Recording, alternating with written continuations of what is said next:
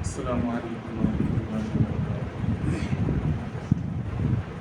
الحمد للہ نحمده ونستعینه ونستغفره ونؤمن به ونتوکل علیہ ونعوذ باللہ من شرور انفسنا ومن سیئات اعمالنا من يهده الله فلا مضل له ومن يضلل فلا هادي له ونشهد ان لا اله الا الله وحده لا شريك له ونشهد أن سيدنا ومولانا محمدا عبده ورسوله صلى الله تعالى عليه وعلى آله وأصحابه أجمعين أما بعد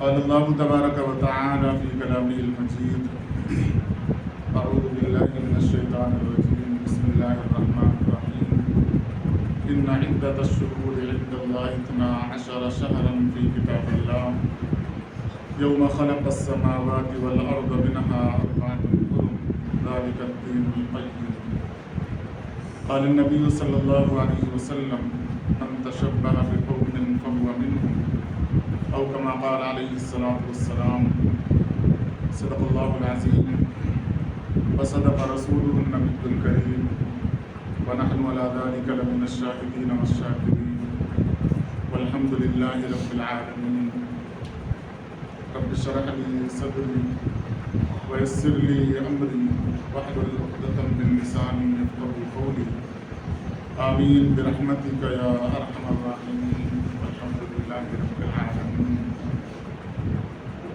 حضرات سامعین، اللہ جل شانہ کا لاکھ لاکھ شکر اور احسان کہ اللہ جل شانہ نے ہمیں ایمان کی دولت سے نوازا اور جناب رسول کریم صلی اللہ علیہ وسلم کی امت کے اندر پیدا فرمایا. نبی کریم صلی اللہ علیہ وسلم کا لاکھ لاکھ شکر اور احسان کہ آپ صلی اللہ علیہ وسلم نے دین کی باتوں کو ہم تک پہنچایا. جس دنیا کے اندر ہم زندگی گزار رہے ہیں، اس دنیا کے اور اس دنیا کے مخلوقات کے پیدا کرنے سے ہزاروں سال پہلے اللہ تبارک و تعالی نے اپنے عرش، کرسی اور ملائکہ کو پیدا کیا. اس کے بعد اللہ تبارک و تعالی نے جناتوں کو پیدا کیا. پھر تمام کائنات سے جناتی مخلوق کو اللہ تبارک و تعالی نے ختم کیا. عزازیل، جس کا ابلیس جسے کہا جاتا ہے، اسے اللہ تبارک و تعالی نے آسمان پر اٹھایا اور پھر مورخین کے بقول کئی ہزار سال بعد اللہ تبارک و تعالی نے انسان کے پیدا کرنے کا ارادہ فرمایا. اس دنیا کے اندر حضرت آدم علیہ السلام کو بھیجنا تھا، ہماری اور آپ کی پیدائش ہونی تھی، انسان اس دنیا کے اندر بسنا تھا. اس واسطے اللہ تبارک و تعالی نے اس کائنات کو، زمین کو، دریاؤں کو، پہاڑوں کو، یہاں کی مخلوقات کو، درختوں کو اور ساری چیزوں کو پیدا کیا. اس کی پیدائش کا مقصد یہ بتایا کہ تمام کائنات کی جتنی چیزیں ہیں دنیا کے اندر، وہ انسان کے فائدے کے لیے پیدا کی گئی ہیں، خادم کے طور پر پیدا کی گئی ہیں. اور انسان کو اللہ تبارک و تعالی نے بتایا کہ ہم نے انسان کو اپنے لیے پیدا کیا ہے. اور اللہ تعالیٰ قرآن کریم میں فرماتے ہیں کہ ہم نے اول دن سے سال اور مہینوں کو پیدا کیا ہے، اور اس 12 مہینے کے اندر 4 وہ مہینے ہیں جنہیں اشہر حرم کہا جاتا ہے، عزت والے مہینے. اس عزت والے مہینے میں ایک مہینہ محرم الحرام کا بھی آتا ہے. غفلت کی بات یا کہا جائے لا علمی کی بات یہ ہے کہ ہم نے محرم کو کسی اور واقعے کے ساتھ مخصوص کر لیا۔ قرآن کریم کی جو آیت میں نے خطبے کے درمیان تلاوت کی ہے اس کے اندر اللہ تعالیٰ نے 12 مہینوں کا تذکرہ کیا، نام نہیں بتایا کہ ہم نے 12 مہینے پیدا کیے اور ان 12 مہینوں کے اندر 4 مہینے یہ حرمت اور عزت والے مہینے ہیں، یہی دین ہے، اللہ تبارک و تعالیٰ نے بتایا۔ اور پورے واقعات ان دنوں کے بنانے کے بعد وجود میں آ رہے ہیں۔ کوئی بھی دن ہو، اس دن میں کسی حادثے کا ہو جانا یا کسی خوشی کا ہو جانا، اس دن سے اس خوشی اور حادثے سے تعلق نہیں ہوتا۔ عید کا دن ہو، خدا نخواستہ کسی کے رشتہ دار کی وفات ہو جائے تو کیا اب ہر سال عید کے دن کو خوشی کے دن بنانے کے بجائے ہم غم کا دن منا لیں؟ خوشی کا دن اللہ تبارک و تعالیٰ نے پہلے متعین کیا ہے، شریعت پہلے مکمل ہو چکی ہے۔ حادثہ اگر بعد میں آیا ہے، واقعہ بعد میں رونما ہوا ہے تو شریعت سے ہمیں سوال کرنا چاہیے، کیونکہ اللہ کے نبی صلی اللہ علیہ وسلم نے حجۃ الوداع کے موقع پر اس آیت کی تلاوت کر کے فرما دیا تھا، الیوم اکملت لکم دینکم واتممت علیکم نعمتی ورضیت لکم الاسلام دینا۔ صحابہ کو بتایا تھا، صحابہ سے سوال کیا تھا، کیا میں نے دین کا پیغام تم تک پہنچا دیا؟ آخری حج ہے، اب زندگی کے آخری لمحات چل رہے ہیں، 2 مہینہ زندگی کا باقی ہے۔ سوال کیا صحابہ کرام سے آپ صلی اللہ علیہ وسلم نے، کیا میں نے دین کا پیغام تم تک پہنچا دیا؟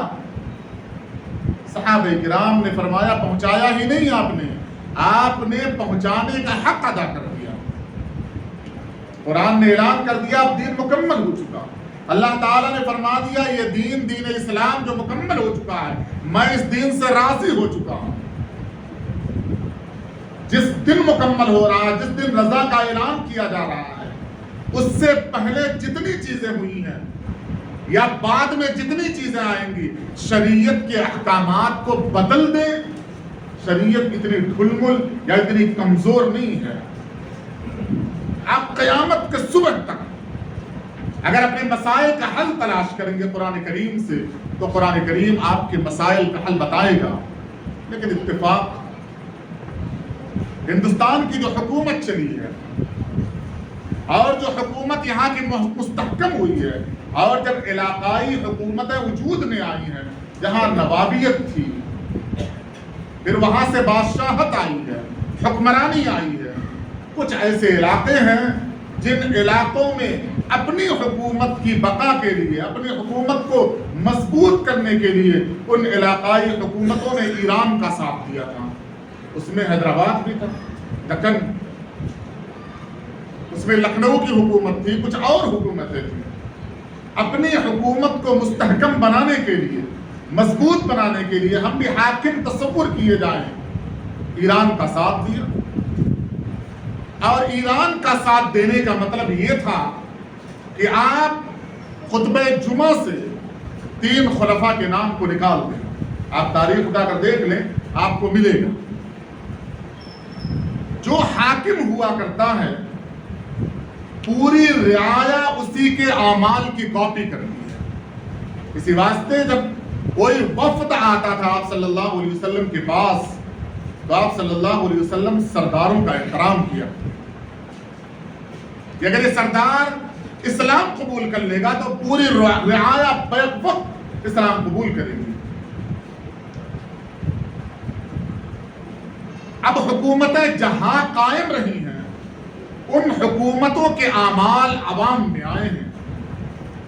اس واسطے جہاں نوابیت تھی وہاں اعمال میں اہل سنت والجماعت کے اندر بھی وہ شیعوں کے اعمال آ گئے ہیں، کام آ گئے ہیں جنہیں نکالنا ناممکن بلکہ مشکل، ناممکن جو بھی کہہ لیا جائے سب کچھ۔ باپ داداؤں کے کاموں کی تردید کر دینا، انکار کر دینا، وہ جو کام کر رہے تھے ان سے ہٹ جانا، بڑا مشکل کام ہوا کرتا ہے۔ پورے قرآن اٹھا کر دیکھیں، 25 انبیاء کرام کا اللہ تبارک و تعالیٰ نے تذکرہ کیا۔ تمام انبیاء کے ماننے والوں نے ایمان قبول نہ کرنے کی وجہ یہ بتائی ہے کہ ہمارے آباء و اجداد بتوں کی پوجا کیا کرتے تھے، کیا ہم ان کے اعمال کو چھوڑ دیں، ان کے نقش قدم کو چھوڑ دیں؟ حضرت ابراہیم علیہ السلام نے دلائل دینے کے بعد پوچھا ہے کہ تم اور تمہارے آباء و اجداد بیوقوف تھے۔ آپ 17واں پارہ سورہ انبیاء اٹھا کر دیکھیں، یعنی وہ کام جو شریعت سے ہٹ کر ہو، کوئی عقل مند آدمی ہو کرے، اور اسے عقل مند کہا جائے، شریعت کے مزاج کے بالکل خلاف۔ ابو جہل عرب کا سب سے عقل مند آدمی مانا جاتا تھا، اس نے اسلام قبول نہیں کیا، شریعت نے اسے نام دیا ہے ابو جہل کا، جاہلوں کا باپ۔ جبکہ آپ تاریخ اٹھا کر عرب کی دیکھیں، قوم کا سردار وہ ہوتا تھا جو سب سے عقل مند آدمی ہو، سب سے خوبصورت آدمی ہو، سب سے زیادہ مالدار آدمی ہو، وہ لوگوں کو مسائل سے نکال سکے، مصائب سے نکال سکے۔ اتنے عقل مند آدمی کو شریعت نے کہا ابو جہل، کچھ نہیں آتا اس شخص کو۔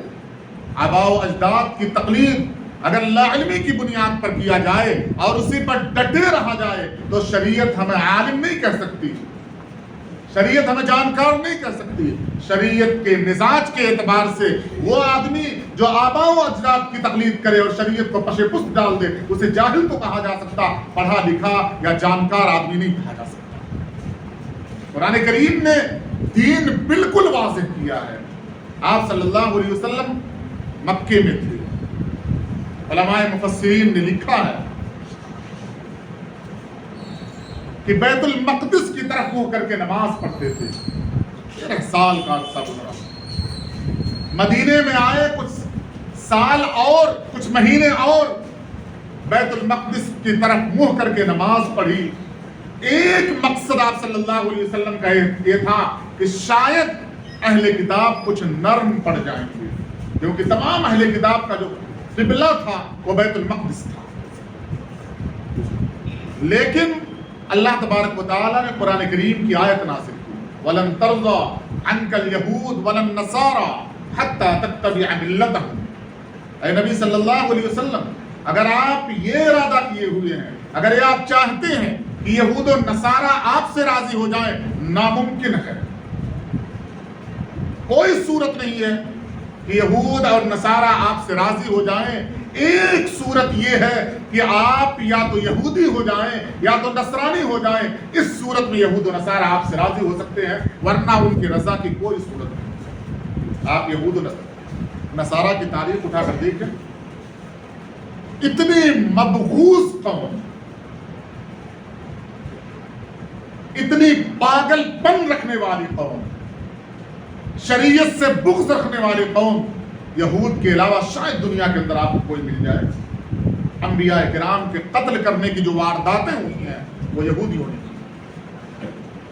حضرت زکریا، حضرت یحییٰ، حضرت عیسیٰ علیہ السلام اور آخری نبی جناب محمد رسول اللہ صلی اللہ علیہ وسلم کو بھی قتل کرنے کی بہت زیادہ سازش ہے۔ آپ تاریخ اٹھا کر دیکھیں، دعوت دیا ہے، بلایا ہے۔ عرب کا معمول تھا کہ اگر کسی کو کوئی مہمان پر آیا کرتا تھا، اگر وہ باپ کا قاتل بھی ہوا کرتا تھا تو اس کا بدلہ دسترخوان پر نہیں دیا جاتا تھا۔ لیکن اتنی دشمنی تھی یہود و نصارہ کے اندر کہ دسترخوان پر بلایا اور گوشت کے اندر وہ زہر ڈالا جو زہر زبان پر چلا جائے تو فوراً حادثہ ہو جائے، موت ہو جائے۔ جبرائیل امین نے آ کر بتایا کہ یہ کھانا آپ مت کھائیں، اس کے اندر زہر ڈالا گیا ہے۔ آپ صلی اللہ علیہ وسلم کا لقمہ منہ میں پہنچ گیا تھا، اندر نگلا نہیں تھا، اگل دیا تھا، صحابی رسول نے کھایا، فوراً فوت ہو گئے، شہید۔ تو جس کا مزاج یہ نہیں تھا جس علاقے کا کہ دسترخوان پر بلا کر تکلیف دیا جائے، اس مزاج کی خلاف ورزی کرتے ہوئے یہودیوں نے آپ صلی اللہ علیہ وسلم کو قتل کرنا چاہا تھا۔ وہ یہودی یوں بیٹھ جائیں، ناممکن نہیں تھا۔ آج آپ صلی اللہ علیہ وسلم اور اللہ تبارک و تعالیٰ کا وہ قول قرآن اور حدیث کے اندر بھرا پڑا ہے کہ ہم دونوں کی مخالفت کریں، اور اس مخالفت کی بنیاد پر آخری سال آپ صلی اللہ علیہ وسلم نے 10ویں محرم کا روزہ رکھا۔ حضرت عبداللہ ابن عباس رضی اللہ تعالیٰ عنہ نے بتایا کہ یہود بھی اس دن روزہ رکھتے ہیں، عاشورہ کے دن یہود بھی روزہ رکھتے ہیں۔ آپ صلی اللہ علیہ وسلم نے فرمایا اگر آئندہ سال زندہ رہا تو 9ویں محرم کو بھی روزہ رکھوں گا تاکہ یہود کی مخالفت ہو جائے۔ جب قرآن کریم کی آیت نازل ہوئی تو اب دل کے اندر کوئی شک پیدا نہیں ہو سکتا کہ اب یہ لوگ راضی ہو جائیں گے، قریب ہو جائیں گے۔ آپ صلی اللہ علیہ وسلم نے فرمایا ہر لمحہ مخالفت کیا جائے، ہر لمحہ مخالفت کیا جائے۔ عبادت ہے، اگر وہ وہی عبادت کر رہے ہیں تو اس کی عبادت کو زیادہ کر دیا جائے تاکہ مخالفت ہو جائے۔ آپ دیکھیں آپ صلی اللہ علیہ وسلم اس دنیا سے رخصت ہو گئے، حضرت ابوبکر صدیق رضی اللہ تعالیٰ عنہ خلیفہ بنائے گئے، وفات کے بعد حضرت عمر رضی اللہ تعالیٰ عنہ خلیفہ بنے، اور خلافت کے اندر جو شہادت کا سلسلہ جاری ہوا ہے، وہ شہادت کی کڑی اگر آپ دیکھیں گے تو عبداللہ ابن سبا کے ماننے والے اور بعد میں چل کر جنہیں ہم شیعہ کہتے ہیں، رافضی کہتے ہیں، ان سے جا کر وہ کڑیاں مل جائیں، اور نام دیا ہے اہل بیت کی محبت کا۔ یاد رکھیں محبت قتل کا تقاضا نہیں کرتی، کسی سے بھی ہو۔ جو آدمی کسی کا محبوب ہوتا ہے وہ لڑائی نہیں کرتا۔ آپ تاریخ اٹھا کر دیکھیں، چاہے وہ دنیاوی عاشق ہو، اسے وقت ہی نہیں ہے، وہ عشق میں اتنا ڈوبا ہوا رہتا ہے اس کے لڑائی کرنے سے فرصت ہی نہیں ہے۔ کوئی اہل بیت کا عاشق ہو اور وہ قتل بھی کرے، وہ لڑائی بھی کرے، وہ جھگڑا بھی کرے، یہ عشق اور محبت کے خلاف بات جاتی ہے، عقل اس کو قبول نہیں کرتی۔ اور شہادت کی جہاں تک بات آتی ہے کہ حضرت حسین رضی اللہ تعالیٰ عنہ کو شہید کر دیا گیا، اس کی وجہ سے بہت کم وقت ہے، اس واسطے تھوڑا سا آپ کو وہاں تک لے کر جاؤں گا۔ اور جو خرافات یا بدعات انجانے میں یا حکومتوں کی کرم فرمائی کی بنیاد پر عوام میں آ گئے تھے، ان کی طرف تھوڑا سا روشنی ڈالوں گا تاکہ آپ کو پتا چلے ہم کیا کر رہے ہیں، ہمیں کیا کرنا چاہیے۔ یاد رکھیں شریعت کسی بندے کی محتاج نہیں ہے، اور اللہ تبارک و تعالیٰ کو بھی ہماری کوئی حاجت نہیں ہے کہ ہم نبی کریم صلی اللہ علیہ وسلم کی امتی ہیں اس واسطے ہم بخش دیے جائیں گے۔ قرآن کریم نے ایک نظریہ پیش کیا، یہودیوں نے کہا تھا نحن ابناء اللہ و احباؤہ، کہ ہم اللہ کے لوگ ہیں اور اللہ کے بڑے قریبی ہیں، ہم بخش دیے جائیں گے۔ آپ دیکھیں کہ وہ نظریہ کیسے چکر کھاتا کھاتا اہل سنت والجماعت کے اندر آیا ہے کہ آج وہی نعرہ ہم لگاتے ہیں کہ ہم محمد الرسول اللہ صلی اللہ علیہ وسلم کے امتی ہیں، ہم بخش دیے جائیں گے۔ قرآن کریم اس نظریے کی مخالفت کرتا ہے کہ آپ شجرے کی بنیاد پر، آپ رشتے کی بنیاد پر معاف نہیں کیے جائیں گے۔ آپ کا اگر عمل اس قابل ہوگا کہ اللہ کے حضور کھڑے ہونے کی آپ کے پاس وہ سکت ہوگی، وہ طاقت ہوگی، آپ کا عمل اس قابل ہوگا تو اللہ تبارک و تعالیٰ اس عمل کی بنیاد پر، نبی کریم صلی اللہ علیہ وسلم کے سنتوں پر عامل ہونے کی بنیاد پر بخشیں گے۔ شجرے کے ملنے کی بنیاد پر بخشش کا شریعت میں کوئی تصور نہیں۔ آپ نے حضرت فاطمہ رضی اللہ تعالیٰ عنہا کے بارے میں بھی تصور دیا تھا کہ کسی فاطمہ کا ہاتھ کاٹا جانا تھا، آپ صلی اللہ علیہ وسلم نے فرمایا کہ اگر میری بیٹی اس جگہ پر ہوتی تو چوری کرنے کی سزا کی بنیاد پر اپنی بیٹی کا بھی میں ہاتھ کاٹ دیتا۔ تو شجرے کی بنیاد پر، سلسلہ نسب کی بنیاد پر شریعت کے احکامات میں تبدیلی نہیں آتی، اس بات کو یاد رکھیں۔ اب جو کام شہادت کی بنیاد پر واویلے کی شکل میں، ہنگامے کی شکل میں منایا جاتا ہے، وہ ہے حضرت حسین رضی اللہ تعالیٰ عنہ کی شہادت۔ آپ صلی اللہ علیہ وسلم کی حدیث ہے، حدیث مکمل آپ دیکھ لیں حسن اور حسین کے بارے میں رضی اللہ تعالیٰ عنہما کے بارے میں فرمایا الحسن والحسین سیدہ شباب اہل الجنہ، دونوں کے بارے میں حسن رضی اللہ تعالیٰ عنہ کا نام پہلے آتا ہے، پھر حضرت حسین رضی اللہ تعالیٰ عنہ، یہ جنت کے سرداروں، نوجوانوں کے سردار ہوں گے۔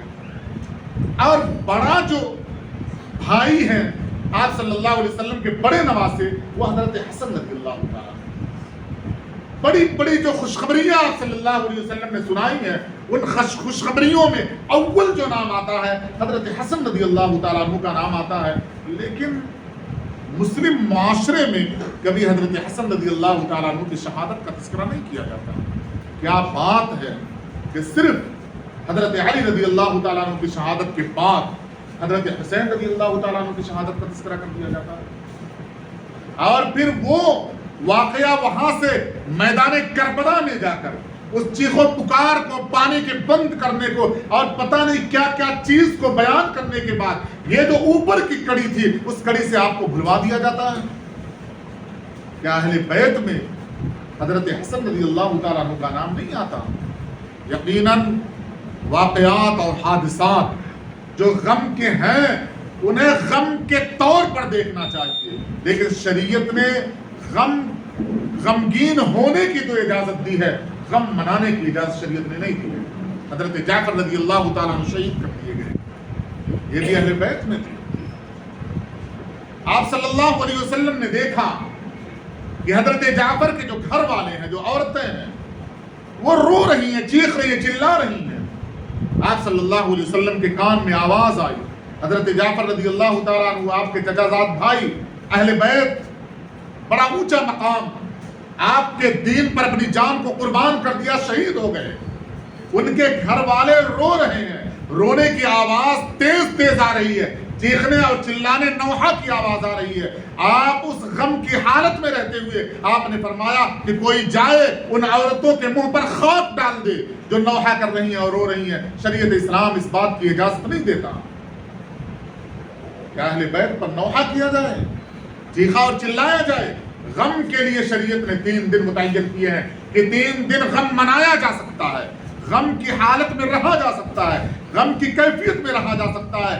گھر میں بیٹھ کر غم منایا جائے، شریعت اس بات کی اجازت نہیں دیتی۔ شریعت کہتی ہے باہر نکلو، کام کرو، دین کا پیغام عام کرو، لیکن پورا زور لگایا گیا تھا کہ شریعت میں کسی طریقے سے یہ نہج طریقہ ڈال دیا جائے کہ اہل سنت میں غم منایا جائے۔ آپ دیکھ لیں حیدرآباد کی تاریخ اٹھا کر، شادیاں محرم میں نہیں ہوتی الا ماشاءاللہ۔ کیوں نہیں کرتے آپ؟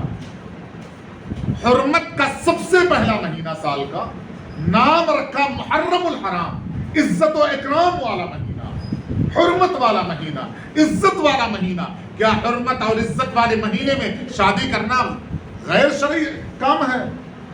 حضرت حسین رضی اللہ تعالیٰ عنہ کی شہادت کب ہوئی؟ آپ صلی اللہ علیہ وسلم کی وفات سے پہلے، وفات کے کئی سال کے بعد،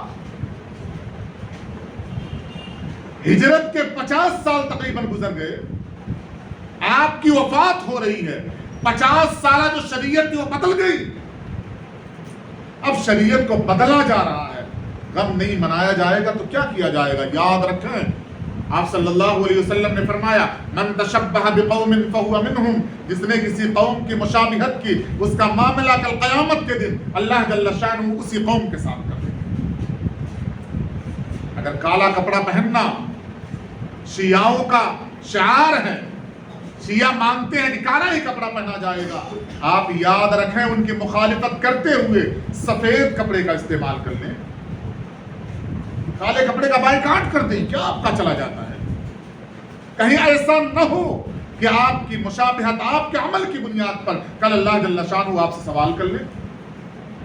اسلام دشمن طاقتوں کا شیوا تھا، اسلام دشمن طاقتیں چاہ رہی تھی پوری دنیا کو تصور ہم دیں کہ ہم آپ صلی اللہ علیہ وسلم اور اہل بیت سے محبت کرتے ہیں، اس واسطے شہادت کی بنیاد پر ہم نے بلیک کپڑا پہنا، کالا کپڑا پہنا ہے، اور ہم نے بھی وہی کپڑا پہن لیا۔ علماء کرام اتنا زیادہ محتاط رہا کرتے تھے، بعض علماء کا اپنا مزاج تھا کہ کالی پگڑی پہنا کرتے تھے لیکن محرم میں سفید پہن لیا کرتے تھے، لیکن قیامت کے دن اللہ تبارک و تعالیٰ سوال کرتے ہیں۔ اور دوسری بات، حضرت حسن رضی اللہ تعالیٰ عنہ کی شہادت جو ہوئی ہے وہ انہیں محبت کرنے والے لوگوں کی بنیاد پر ہوئی۔ محبت کا دعویٰ کیا، آپ صلی اللہ علیہ وسلم نے خطبہ دیا تھا کہ میرا یہ بیٹا، میری اولادوں میں سے یہ، یعنی حضرت حسن رضی اللہ تعالیٰ عنہ کی طرف اشارہ کیا تھا کہ دو مسلمان بڑی جماعتوں کے اختلاف کے اتحاد کا سبب ہی بنے گا۔ حضرت حسن رضی اللہ تعالیٰ عنہ کے بارے میں فرمایا تھا۔ حضرت علی رضی اللہ تعالیٰ عنہ خلیفہ بنے، حضرت امیر معاویہ رضی اللہ تعالیٰ عنہ نے بھی خلافت کا اعلان کر دیا۔ جنگیں ہوئی، تقریباً 73,000 مسلمان شہید ہوئے آپس میں۔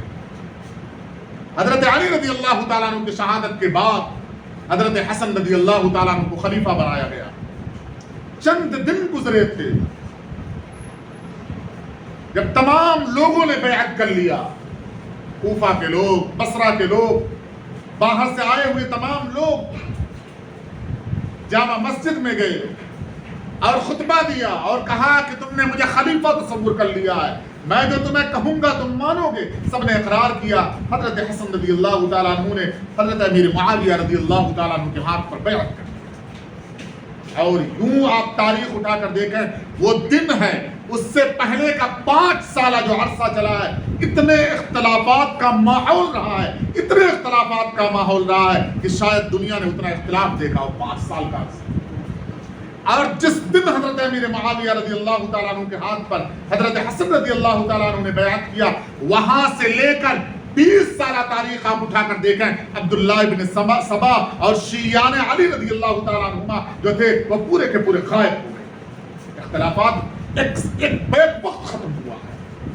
اور جب پھر حضرت امیر معاویہ رضی اللہ تعالیٰ عنہ دنیا سے چلے گئے اور ولی عہدی کا معاملہ آیا ہے، ولی عہد بنایا ہے یزید کو، یہاں سے اختلافات کا سلسلہ شروع ہو رہا ہے۔ آپ یاد رکھیں ایک بات کو، آخری بات، حضرت حسین رضی اللہ تعالیٰ عنہ جہاں بلایا تھا ان لوگوں نے، یعنی کربلا کے میدان میں پہنچ گئے۔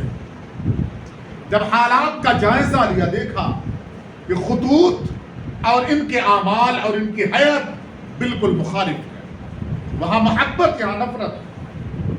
تو 3 چیزیں حضرت حسین رضی اللہ تعالیٰ عنہ نے پیش کی کہ میں یہاں رکنا نہیں چاہتا۔ حصار میں لے لیا گیا تھا،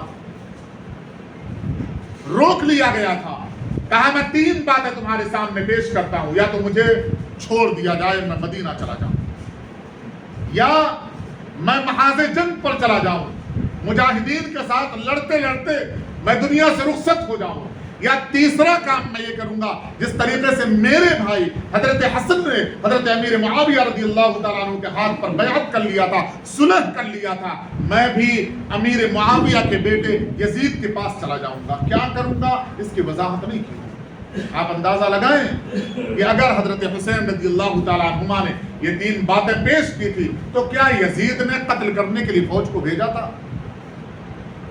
آپ تاریخ اٹھائیں، سنی سنائی باتوں پر بھروسہ نہ کریں۔ اللہ تبارک و تعالیٰ نے نظر دیا ہے، آپ کو علم کے لیے صلاحیت دی ہے، عقل دیا ہے، دماغ دیا ہے۔ تھوڑا سا وقت نکالیں، اپنے آپ کو فارغ کریں اور پوری تاریخ کو کھگا لیں کہ کہاں سے کیا چیز ملائی جا رہی ہے، کہاں سے کس چیز کو وہاں سے حقیقت سے نکال کر دروغ گوئی پر، جھوٹ پر محمول کیا جا رہا ہے۔ آپ کو دھوکہ دیا جا رہا ہے، ہمیں دھوکہ دیا جا رہا ہے۔ آپ تاریخ خود اٹھا کر دیکھیں۔ دوسری بات، عاشورہ کے دن کا روزہ 1 سال کے قبل کے صغیرہ گناہوں کو معاف کر دیتا ہے، 10ویں محرم۔ بعض لوگوں کا یہ خیال ہے کہ 1 دن کا روزہ یہ شریعت میں جائز نہیں، مخالفت میں 2 دن کا روزہ رکھا جائے گا، غلط۔ 3 قول علماء نے پیش کیے۔ علامہ انور شاہ کشمیری رحمۃ اللہ تعالی علیہ نے 3 قول پیش کیا۔ اس میں سے بتایا کہ ایک قول یہ ہے کہ 9، 10، 11 محرم کو روزہ رکھا جائے، بہتر ہے، بہت ثواب کا کام۔ دوسرا قول یہ پیش کیا کہ 9 اور 10 کا روزہ رکھا جائے، بہت اچھا۔ 1 دن کے روزے سے، یعنی 10 محرم کے روزے سے 1 سال پہلے کے صغیرہ گناہ معاف ہوں گے، اور محرم کے مہینے میں جس دن بھی آپ روزہ رکھ لیں، ایک دن کا روزہ 1 مہینے کا ثواب رکھتا ہے۔ تیسرا قول پیش کیا کہ عاشورہ کے دن کا روزہ رکھا جائے، یہی سب سے فضیلت والی روایت۔ آپ صلی اللہ علیہ وسلم نے کہا تھا کہ اگر میں باحیات رہا، اگر میری عمر پہنچی تو میں مخالفت میں روزہ رکھوں گا۔ اگر آج بھی یہود روزہ رکھتے ہیں عاشورہ کا، تو مخالفت میں 2 روزہ رکھنا یہ واجب ہو جائے گا شریعت کی روح سے۔ اگر نہیں رکھتے ہیں تو آپ کی مرضی ہے، اور یہ روزہ نفل ہے، یہ بھی یاد رکھیں، نفل روزہ ہے۔ اسے اگر واجب کا درجہ دے دیا جائے گا، اگر اسے فرض کا درجہ دے دیا جائے گا، رکھنے والے نہ رکھنے والوں کو اگر برا جاننے لگیں گے تو ثواب کے بجائے عذاب کے لیے آپ تیار رہیے گا۔ شریعت اپنے مزاج سے چلتی ہے، عوام کے مزاج سے نہیں چلتی۔ اللہ تبارک و تعالیٰ سے دعا ہے اللہ عمل کی توفیق